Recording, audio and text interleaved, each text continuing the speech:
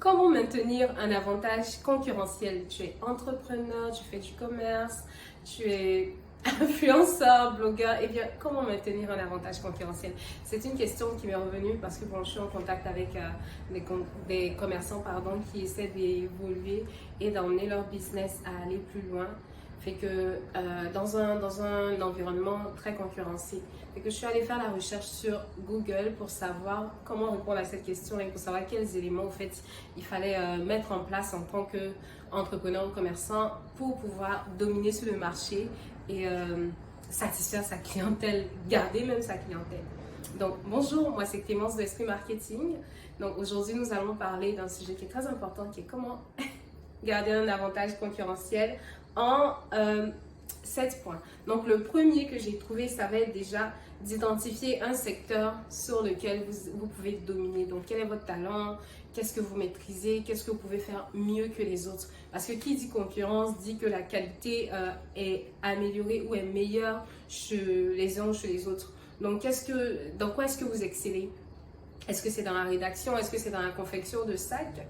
Est-ce que c'est dans la création de produits parfumés, d'huiles essentielles? Est-ce que c'est dans la confection de cookies, de gâteaux, de yaourts, de déguets, ainsi de suite? Donc l'autre chose aussi, ça va être de constamment travailler sur l'image de marque de son entreprise. Donc qui dit image de marque dit branding. Qui dit branding dit couleur, dit feeling, dit personnalité de votre marque. Donc quelle est votre image de marque? Et si vous n'êtes pas habitué au fait à travailler sur ce genre de thématique là, vous pouvez faire appel à un service d'un graphiste ou d'un community manager ou encore d'une personne pour confectionner votre logo en fonction de ce que vous voulez véhiculer comme message. Donc, Esprit Marketing, on va voir que la marque, l'image de marque reste la même. C'est du violet, c'est du rose, c'est du bleu ciel, c'est du bleu cyan, donc ainsi de suite. Donc, une autre chose, ça va être de toujours parler des avantages de vos produits à vos clients. Donc, juste pour revenir au fait sur l'image de marque, pourquoi ça va être important? Parce que ça va permettre à vos clients ou aux personnes qui ont entendu parler de vous reconnaître, même en voyant vos produits dans la rue. Donc, aujourd'hui, lorsqu'on voit Gucci, on sait que c'est Gucci à cause des couleurs aussi du logo. Aujourd'hui, lorsqu'on voit... en tout cas, il y a plein de marques qui ont des couleurs très spécifiques, fait que lorsqu'on les voit, on sait que tel appartient à un tel. Donc, c'est ça que vous devez essayer de garder au fait en présentant vos produits. Ne mélangez pas, si vous avez une page Instagram, ne mélangez pas toutes les couleurs en même temps. Si votre logo est vert, gardez un ton vert ou un ton qui se rapproche un peu au vert, donc du jaune de temps en temps ou... peut-être de l'orange ou du gris ou du noir, mais n'allez pas faire du jaune, du rouge, du bleu, du rose sur votre page tout en sachant que votre logo en lui-même est vert. Ça va un peu confondre les gens et puis ça va donner une image de pas trop professionnelle au fait. Mais en tout cas, tout dépend aussi de la manière dont vous confectionnez vos affiches et tout ce qu'il y a comme élément de marque pour vos produits. Donc, le troisième élément, c'était vraiment de toujours parler des avantages concurrentiels de votre marque. Donc, si vous ne parlez pas de vous à vos clients, qui est-ce qui va vous connaître? Qui saura que, vous faites, je sais pas, vous faites de la dentelle, vous confectionnez les vêtements en dentelle mieux que les autres?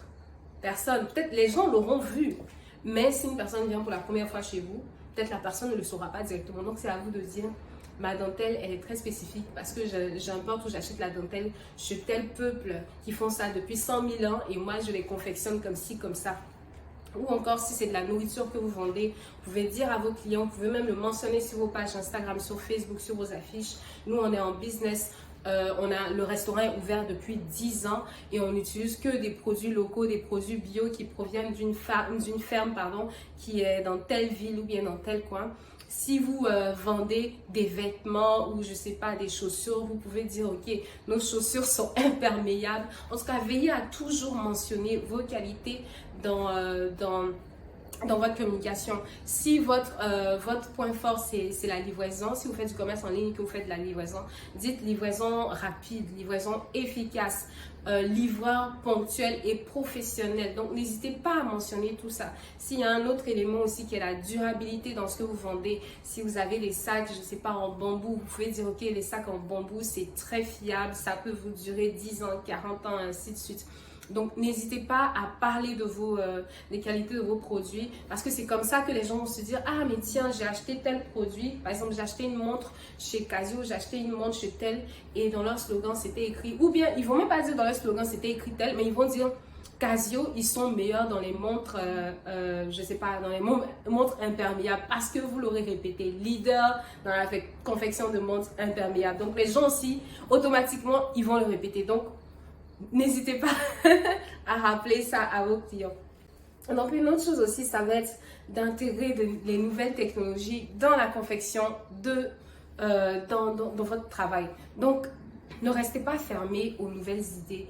Si vous confectionnez, par exemple, du maïs, si vous êtes une personne qui vend, je sais pas, du cabato, par exemple, et que vous l'avez industrialisé, est-ce qu'il y a une machine que vous pouvez acheter pour rendre encore meilleure la qualité de votre semoule de maïs? Donc, faites-le. Si vous pouvez, faites-le. Ça va permettre à votre entreprise d'aller à un autre niveau. Je pense que j'ai fait une vidéo dans laquelle j'expliquais que beaucoup d'entreprises, beaucoup d'entrepreneurs ont manqué des opportunités parce qu'elles n'ont pas accepté d'aller au-delà, d'innover et d'intégrer de nouvelles technologies à leurs produits ou à leur business plan.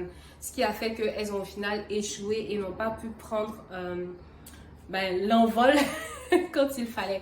Donc, n'hésitez pas à intégrer les nouvelles technologies. Si vous êtes un magasin, vous êtes une personne qui a une boutique quelque part, je ne sais pas, à Angers ou à Gatineau ou à Cocody, intégrer les réseaux sociaux à votre image de marque, poster, sponsoriser. En tout cas, faites tout pour vous faire voir, pour adapter au fait les nouvelles technologies à votre business. Si vous êtes une personne aussi, si vous faites vous avez un magasin ou un atelier ou vous êtes une école de formation, comment est-ce que vous pouvez intégrer la formation en ligne, donc à distance, à votre business plan pour permettre à vos étudiants ou à vos élèves d'être parfaitement accommodés.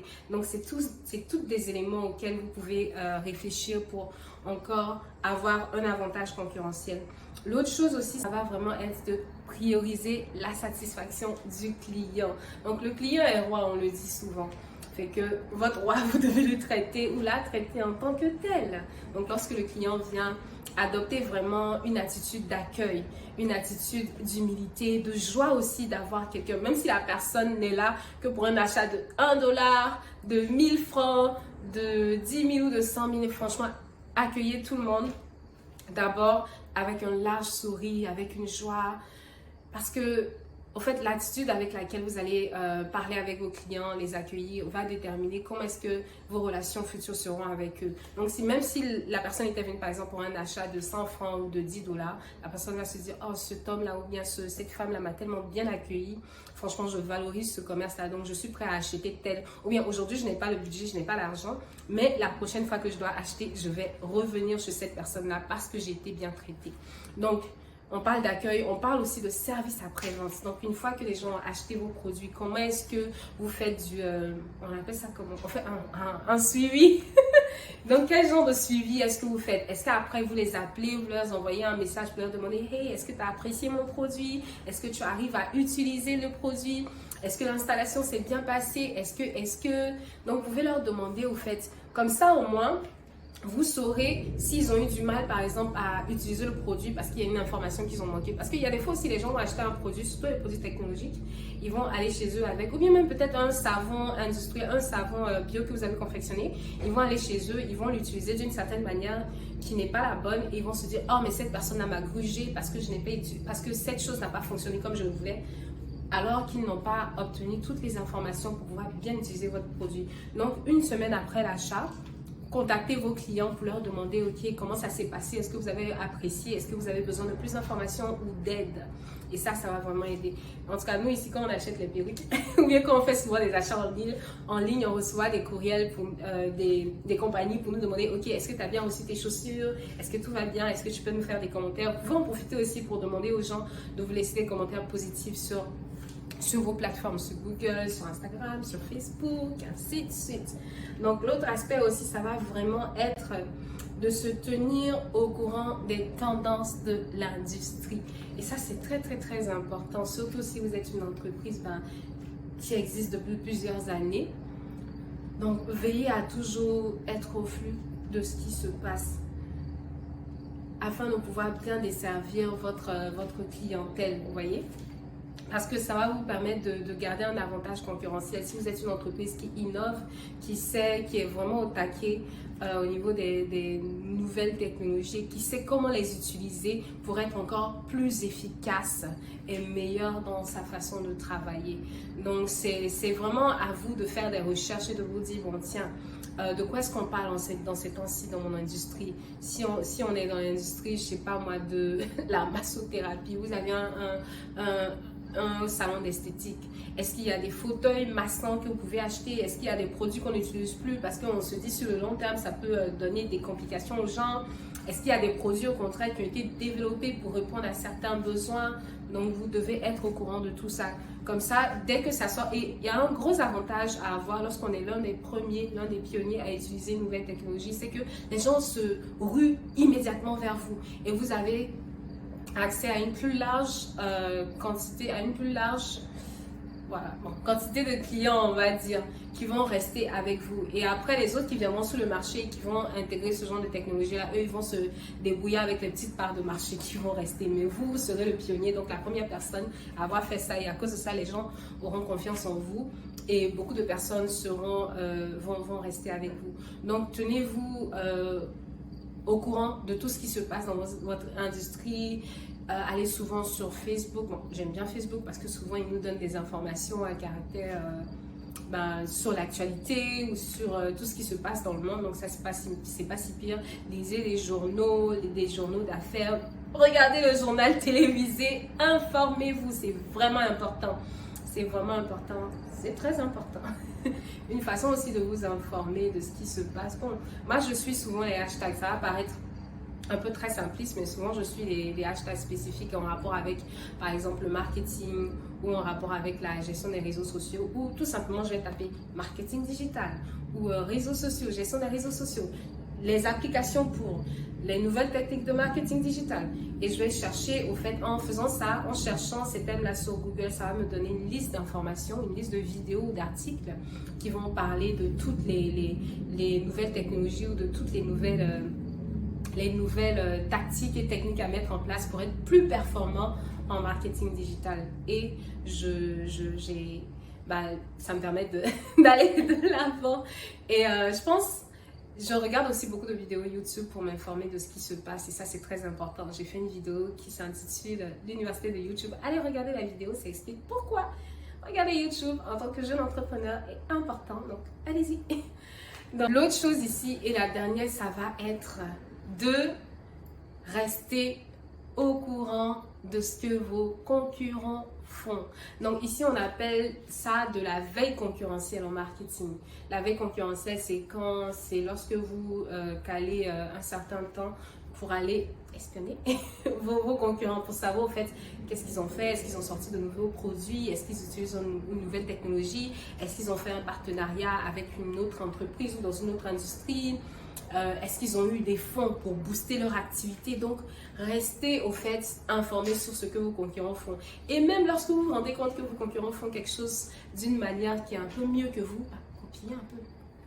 Juste un peu, on ne copie pas tout. On copie pas tout. Donc, copiez un peu. Fait que essayez de voir, ok, dans votre industrie, qui sont les 3 meilleurs déjà, d'une manière globale, qui sont les 3 meilleurs. Et encore, qui sont ceux qui font pareil que vous. Et ces personnes-là, donc ça va faire peut-être 5 ou 6 personnes, 6 entreprises, pardon, à épier. Donc regardez vraiment ce qu'ils font, allez consulter leur page peut-être une fois par mois ou une fois par semaine pour savoir qu'est-ce qu'ils font. Est-ce que leur nombre de followers sur Facebook, Instagram a augmenté? Parce que souvent aussi, ça reflète au fait, ça reflète de la part du marché qu'ils ont. C'est une entreprise qui peut avoir recours au service d'une agence qui peut vous faire une étude de marché. Eh bien, allez-y afin d'obtenir toutes les informations nécessaires par rapport à votre industrie, à vos concurrents et à la manière dont vous pourrez établir, aux stratégies que vous pourrez établir pour aller de l'avant et grandir et avoir plus de clients. Donc, merci d'avoir suivi cette vidéo. Moi, c'est Clémence de Esprit Marketing et j'espère vraiment vous revoir très prochainement dans une autre vidéo. À bientôt!